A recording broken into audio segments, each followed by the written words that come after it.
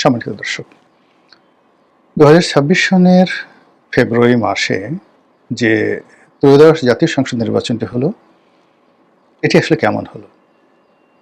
Doctor Mohammad ইনু যেভাবে বলেছিলেন, ওভাবে কি এটা সারা দুনিয়ার সেরা? মানে অতীতে কখনো এরকম নির্বাচন হয়নি, আর আগামী দিনও হবে না। এরকম কি যুগান্তকারী একটি নির্বাচন হয়ে গেল, নাকি গতানুগতিক একটি নির্বাচন হলো? অথবা 2014, 18, 24 এখানে যে ইলেকশন ইঞ্জিনিয়ারিং হয়েছে, তো সেই ইলেকশন ইঞ্জিনিয়ারিংয়ে যদি আপনি 2013 সনের বা 14 সনের নির্বাচন ধরেন, প্রথম জেনারেশন নির্বাচন, প্রথম জেনারেশনের ইঞ্জিনিয়ারিং, 18তে দ্বিতীয় জেনারেশনের ইঞ্জিনিয়ারিং, আর 24 হলো তৃতীয় জেনারেশনের ইঞ্জিনিয়ারিং, থার্ড জেনারেশন। তাহলে কি 2026-এ কি হলো? মানে সেই চতুর্থ জেনারেশন, ফোর্থ জেনারেশনের ইঞ্জিনিয়ারিং, এরকম কিছু হলো? আমরা যারা বিভিন্ন সময়টিতে এই নির্বাচনী আশঙ্কা ব্যক্ত করছিলাম, আমরা সবাই বলাবলি করছিলাম যে বর্তমান সরকারের যে স্ট্যাবিলিটি, বর্তমান সরকারের যে সক্ষমতা, তাতে করে একটি প্রতিযোগিতামূলক নির্বাচন অনুষ্ঠান করানো বলতে গেলে অসাধ্য একটা বিষয়। তো সেই দিক থেকে আমাদের যে প্রেডিকশন, সেই প্রেডিকশনটা মিথ্যা প্রমাণিত হয়েছে। নির্বাচন হয়েছে এবং এ যাবৎকালে নির্বাচনের সবচেয়ে কম ক্ষয়ক্ষতি হয়েছে, জখম হয়েছে, এবং দৃশ্যত এটা ছিল ছিমছাম শান্তিপূর্ণ। 1। 2 নম্বর হলো যে আমরা ভোটার উপস্থিতি কম ধরেছিলাম, বলেছিলাম যে না, এখানে যেহেতু আওয়ামী লীগ নেই, ভোটাররা আসবে না। কিন্তু বাস্তবে দেখা গেল ভোটার এসেছে, এবং বিচ্ছিন্নভাবে ভোটার এসেছে। কোনো কোনো এলাকাতে খুব বেশি ভোটার এসেছে, আবার কোনো কোনো এলাকাতে একেবারে কম ভোটার এসেছে। থার্ডলি যেটা দেখা গেল সেটা হলো যে এই ইলেকশনে হানা ভোট নিয়ে যে ফলাফল, এই ফলাফল আমাদের দেশে কোনো গর্দভ কিংবা তেলাপোকা, কিংবা যাকে বলা হয় মাছের মধ্যে সবচেয়ে বোকা মাছ হলো কাতলা মাছ। বড় বড় মাথা, কিন্তু একটু বুদ্ধি নাই। কোনো একটা পুকুরে বা নদ নদীতে যদি 10 প্রকারের মাছ থাকে, আপনি জাল ফেলেন, দেখবেন যে একটা ট্যাংরা মাছ, একটা পুঁটি মাছ, কিংবা ধরুন একটা কাসকি মাছ, ও পালিয়ে যাওয়ার চেষ্টা করে। আর কাতলা মাছ এমন গর্দভ, ও সবার আগে ধরা পড়ার জন্য জালের মধ্যে ঢুকবে, লাফ দিয়ে জালের মধ্যে ঢুকবে। আর ও যে ধরা পড়ে গেছে, এটা আবার সবার আগে লাফ দিয়ে সে জানাবে যে সে ধরা পড়ে গেছে। আর যারা জেলে, তারা মহা আনন্দে যে এবার একটা কাতলা মাছ ধরা পড়েছে। মানুষের মধ্যে এরকম কিছু কাতলা মাছ আছে, প্রচুর রকম কাতলা মাছ আছে, যারা নির্বুদ্ধিতার জন্য সবসময় পৃথিবীতে বিস্ময় তৈরি করে। এরকম কাতলা মাছ যারা আছে, তারাও বিশ্বাস করবে না যে হানা ভোটে যে ফলাফলটা দেখানো হয়েছে, এই ফলাফলের অধীনে যারা ভোটার, সেই ভোটাররা সত্যিকার অর্থে ওইভাবেই ভোট দিয়েছে। যাই হোক, তারপরেও নির্বাচনের পরে যে ফলাফল এলো, আমরা এটা মেনে নিয়েছি যেহেতু আওয়ামী লীগ নেই, এবং আওয়ামী লীগ বেসরকারিভাবে বা অপ্রাতিষ্ঠানিকভাবে এই ভোটকে নিয়ে খেলেছে। তারা কোথাও বিএনপিকে দিয়েছে, কোথাও জামাতকে দিয়েছে, এবং এটা কিন্তু আমরা প্রেডিক্ট করেছিলাম, এবং সেটা মোটামুটি ঠিক হয়েছে। অন্য দুটো প্রেডিকশন ঠিক না হলেও, এই যে আওয়ামী লীগ ভোট নিয়ে খেলবে এবং তারা যেখানে জামাতকে ভালো মনে করবে তাই দিবে, আর যেখানে বিএনপিকে ভালো মনে করবে তাই দিবে, এবং সেই ঘটনাটাই ঘটেছে। তো নির্বাচনের ফলাফলের পর আমরা সবকিছুতে যে তাড়াহুড়ো দেখলাম, সবকিছুতে যে নাটকীয়তা দেখলাম, সেখান থেকে কিন্তু সন্দেহটা শুরু হলো। জনাব তারেক রহমান সাহেব দেশের বাইরে থেকে এলেন, তারপর একেবারে সবকিছু, মানে উনি এলেন, আসার পরে ওনার আম্মা ইন্তেকাল করলেন, তারপর একটা ওনার আগমন উপলক্ষে বিশাল একটা জনসমাবেশ হলো, আর তার আম্মার মৃত্যু উপলক্ষে বিশাল একটি যাকে বলা হয় জানাজা হলো, এবং সেই জানাজা শহীদ প্রেসিডেন্ট জিয়াউর রহমান কিংবা শহীদ হাদি, ওসমান হাদির যে জানাজা, সেই জানাজার চেয়ে যে বড় হয়েছে, এটা প্রচারের একটা যাকে বলা হয় আমরা সর্বত চেষ্টা দেখলাম। এরপর নির্বাচনের মাঠে জনাব তারেক রহমান সাহেব ছুটলেন, এবং তিনি যে 17 বছর দেশের বাইরে ছিলেন, তারপর তার শরীর যে অসুস্থ, তার মেরুদণ্ড ভাঙ্গা, কিংবা তিনি মা হারিয়েছেন সাম্প্রতিক সময়, এটা ভুলে গিয়ে তিনি দেশের প্রেমে, দেশের জনগণের প্রেমে এবং দেশ রক্ষার কাজে মাতৃভূমির প্রয়োজনে এতটা দৃঢ় হলেন এবং এতটা শক্তিশালী হয়ে পড়লেন যে সকাল সন্ধ্যা দিন রাত তিনি সারা বাংলাদেশ তোলপাড় করে একের পর এক রাজনৈতিক সমাবেশ তিনি শুরু করলেন আর কি।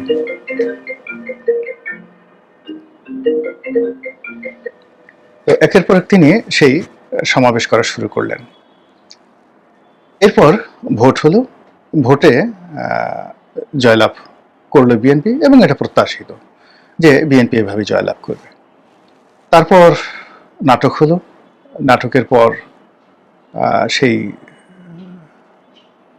যাকে বলা হয় জাতীয় সংসদ, সেখানে শপথ গ্রহণ হলো, নজিরবিহীনভাবে শপথ গ্রহণ হলো।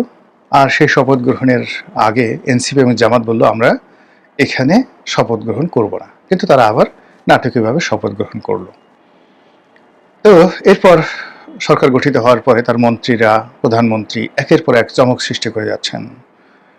সেই প্রচণ্ড গরমের মধ্যে অনেক মন্ত্রী কোট পরছেন, টাই পরছেন, তারপর তারা বিভিন্ন মন্ত্রণালয়ে যাচ্ছেন, দেশে ঘুরে বেড়াচ্ছেন, এখানে সেখানে খাল কাটছেন। মানে এমন একটা ব্যাপার যে খুব দ্রুত বাংলাদেশটাকে তারা একটা স্বর্গের উদ্যান বানিয়ে ফেলবেন। অন্যদিকে যিনি প্রধানমন্ত্রী, তিনি খুব সাধারণভাবে চালচলন করছেন দিল্লির বাদশা নাসিরুদ্দিনের মতো। তারপর তিনি রাষ্ট্রীয় প্রোটোকল ঠিক আগের প্রধানমন্ত্রীরা যেভাবে রাখতেন সেগুলো বাদ দিয়ে খুব সাধারণভাবে চালচলন করছেন, তার মন্ত্রীরাও সেভাবে চালচলন করছে। তো এগুলো নিয়ে মানে লোকজন খুব খুশি যে না, দেখতে শুনতে বেশ ভালো লাগছে। কিন্তু এরই মধ্যে জামাত অভিযোগ করেছে যে তারা বিভিন্ন অন্তত 50টি আসনে তারা নিশ্চিতভাবে জয়লাভ করেছিল, ইঞ্জিনিয়ারিং করে, ইলেকশন ইঞ্জিনিয়ারিং করে তাদেরকে ঠকিয়ে দেওয়া হয়েছে। তো জামাত 78টা পেয়েছে, তার সঙ্গে যদি আরও 50টি যুক্ত হলো তাহলে তারা নিশ্চিতভাবে 130টির মতো আসনে জয়লাভ করত। এটা হলো জামাতের ভাষ্য।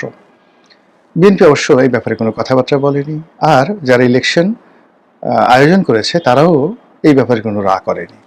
কিন্তু আমাদের মন মানছে না, আমাদের মন বলছে, বারবার বলছে কিছু একটা হয়েছে। এটা অতীতের সেই তিনটি ইলেকশন ইঞ্জিনিয়ারিং এর কারণে হতে পারে, অথবা এই নির্বাচন পরবর্তী সময় কারোর মধ্যে মানে আনন্দ নেই। যারা বিজয় হয়েছে তাদের মধ্যে আনন্দ নেই, উল্লাস নেই, আর যারা পরাজিত হয়েছে তাদের মধ্যে হতাশা নেই। সব কিছু দেখে মনে হয়েছে যে আমি ডামি, আমি মামু বা চাচা ভাতিজা, শালা দুলা ভাই, তাদের মধ্যে সমঝোতামূলক যখন একটা জিনিস হয়, কুক পলাপলি খেলা হয়, তো সেক্ষেত্রে যে ফলাফল হয়, এই নির্বাচনের সেই ফলাফলের পর আমাদের মনে হচ্ছে যে সবার নিরানন্দ ভাব দেখে মনে হচ্ছে কিছু একটা হয়েছে। তো আমরা যারা নাদান বান্দা, নাখান্দা বান্দা, আমরা হয়তো অনেক কিছু জানি না, অনেক কিছু বুঝি না, কিন্তু আমাদের দেশে যারা মিলিটারি এক্সপার্ট রয়েছেন, বিভিন্ন সময়ে সাহস দেখিয়েছেন, নানা রকম কথাবার্তা তথ্য বলার চেষ্টা করেছেন, তাদের মধ্যে কেউ বিশেষ করে কর্নেল হাসিন, যিনি আয়নাঘরে গুম হয়েছিলেন, তো তিনি একটি বক্তব্য দিলেন যে দিল্লিতে সাবেক রেজিমের যে সকল ইলেকশন ইঞ্জিনিয়ার রয়েছেন, যারা সেই আমিরামি নির্বাচন, রাতের নির্বাচন অত্যন্ত সফলভাবে করেছিলেন, এ সকল দাগি আসামি তারা দিল্লিতে পালিয়ে গিয়েছিলেন। এই নির্বাচন করার জন্য তাদেরকে দিল্লি থেকে আনা হয়েছে। এটা খুবই সিক্রেট, কারা এনেছে, কীভাবে এনেছে, আই ডোন্ট নো। আমি শুধুমাত্র উনি যেহেতু একটা গণমাধ্যমে কথাটা বলেছেন, আমি ওনার এই কথাটা পুনরাবৃত্তি করছি। তিনি জামাতের রাজনীতির সঙ্গে আদৌ জড়িত কিনা জানি না, কিন্তু জামাতকে প্রমোট করছেন, জামাতের বিভিন্ন অনুষ্ঠানে যাচ্ছেন, কিন্তু খুব স্ট্রেট এবং ফরওয়ার্ড ওয়েতে অনেক কথাগুলো বলছেন। তার এই কথাগুলো ফেলে দেওয়া যায় না। তো তার সেই কথা এবং একই সঙ্গে জামাতের যে অভিযোগ এবং বিজয়ী এবং পরাজিত যারা আছেন তাদের মধ্যে নিরানন্দ ভাব। অন্যদিকে আওয়ামী লীগ কেমন যেন খামোশ হয়ে গেছে। মনে হচ্ছে যে তারা যেভাবে চেয়েছিল সব কিছু সম্ভবত সেভাবে হয়েছে বা সেভাবে এগোচ্ছে। নির্বাচনের পরে এখনো পর্যন্ত সংসদ অধিবেশন বসেনি। মার্চ মাসে 12 তারিখে সংসদ অধিবেশন বসবে, কিন্তু এর আগেই সরকারের সকল গুরুত্বপূর্ণ পদ পদবিতে যাকে বলা হয় নাটকীয় সব পরিবর্তন হয়ে গেছে। বাংলাদেশ ব্যাংকের গভর্নর, দুর্নীতি দমন কমিশনের চেয়ারম্যান, সচিবালয়ের ক্যাবিনেট সেক্রেটারি থেকে শুরু করে অনেক গুরুত্বপূর্ণ সেক্রেটারি যারা বাদ পড়েছেন, নতুন নিয়োজিত হয়েছেন। সেনাবাহিনীর সবচেয়ে গুরুত্বপূর্ণ পদ পদবিগুলোতে বিএনপি তাদের পছন্দের মানুষ তাদেরকে নিয়োগ দিয়েছে। এর মধ্যে ডিজিএফআই প্রধান নিয়োগ দিয়েছে এবং নিয়োগ পাওয়ার পর একেবারে তরুণ, মানে ডিজিএফআই এর প্রধান যিনি হলেন, মানে ব্রিগেডিয়ার থেকে তাকে প্রমোট করে মেজর জেনারেল করে ডিজিএফআই প্রধান করা হলো। এবং আমার জানা মতে ডিজিএফআই প্রতিষ্ঠিত হওয়ার পর এত তরুণ কোনো কর্মকর্তা এই গুরুত্বপূর্ণ প্রতিষ্ঠানটির দায়িত্ব নেননি। এবং তিনি দায়িত্ব নেওয়ার সঙ্গে সঙ্গেই সম্ভবত অসুস্থ বোধ করলেন। তিনি চলে গেলেন ভারতে সস্ত্রীক, এবং সেখানে চিকিৎসার জন্য ভারতে গেছেন বলে বলা হচ্ছে। আর যারা দুর্মুখ তারা বলার চেষ্টা করছেন যে ইতিউতি ইতিকুতি পুতিপুতি করার জন্য হয়তো তিনি গেছেন। এখন ইতিউতি পুতিপুতি কিতিকুতি কি, এটা আপনারা একটু নিজেরা বুঝে নেন। যে ডিজিএফআই প্রধান দায়িত্ব গ্রহণের সঙ্গে সঙ্গে তিনি চিকিৎসার জন্য ভারতে গেছেন সস্ত্রীক। এনিওয়ে, তো এখন সেই ডিজিএফআই থেকে শুরু করে সব জায়গায় পরিবর্তন হয়ে গেছে, শুধুমাত্র দুটো পদে পরিবর্তন হয়নি, তিন বাহিনী প্রধান সেই পদে পরিবর্তন হয়নি, আর রাষ্ট্রপতি পদে পরিবর্তন হয়নি, আর সব পরিবর্তন হয়ে গেছে। অন্যদিকে যারা উপদেষ্টা ছিলেন তাদের অনেকের যেমন তছনছ হয়ে যাওয়ার মতো উপক্রম। দুর্নীতি দমন কমিশনে তাদের বিরুদ্ধে তাদের বিরুদ্ধে অসংখ্য অভিযোগ পড়েছে। এবং আমাদের যে কেন্দ্রীয় ব্যাংকের যে ফাইন্যান্সিয়াল যেটাকে বলা হয় বিএফইউআইডি এরকম কি একটা রয়েছে আর কি, ফাইন্যান্সিয়াল ইন্টেলিজেন্স ডিপার্টমেন্ট যেটিকে বলা হয়, তারা বেশ কয়েকজন উপদেষ্টার ব্যাংক হিসাব তলব করেছে। তো এই হলো অবস্থা। আর সেই অবস্থার মধ্যে যখন এরকম ইঞ্জিনিয়ারিংয়ের কথা আসছে, তখন আমরা ভাবছি তুমি কেমন করে গান করো হে গুণী। মানে এবারের ইঞ্জিনিয়ারিং যদি হয়ে থাকে তাহলে এটা এত সূক্ষ্ম, এত বৈজ্ঞানিক, এত আলট্রা লেভেলে এই ইঞ্জিনিয়ারিংটা হয়েছে, এটি একমাত্র আল্লাহ রাব্বুল আলামিন ছাড়া। সে যদি দয়া করে আমাদের কাছে এটি উন্মুক্ত করে না দেন, মানে আগামীতে এই যারা এই সমস্ত ইঞ্জিনিয়ারিং করেছেন তাদের কারো হয়তো কুড়োকুষ্টি হবে, কারো হয়তো প্লেগ হবে, তারপরে কারো হয়তো কলেরা হবে, গুটি বসন্ত হবে, অনেকে স্বপ্ন দেখবে, অনেকে জিন ভূতের কবলে পড়বে। তখন তারা ভয়ে বলে দেবে যে আমরা এই কাজগুলো করেছি, এই কাজগুলো আমরা করেছি।